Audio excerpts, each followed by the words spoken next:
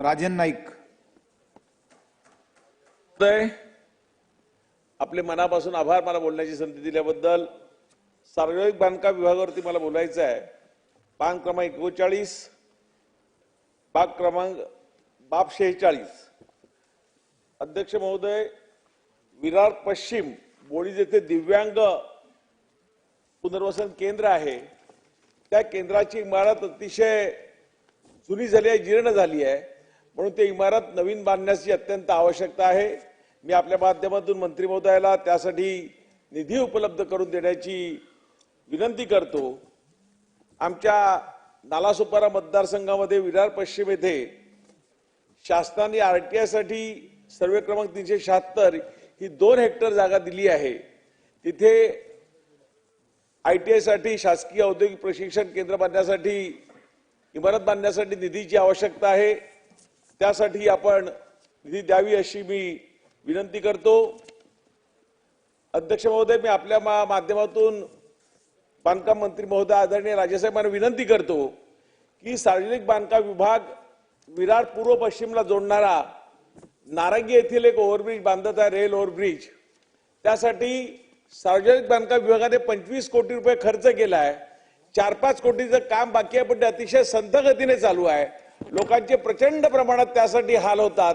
6 वर्षापासून हे काम चालू आहे, म्हणून ते तातडीने काम करण्याचे पूर्ण करण्याचे आदेश माननीय मंत्री महोदयाने द्यावेत अशी मी त्यांना आग्रहाची विनंती करतो। त्याचबरोबर अध्यक्ष महोदय,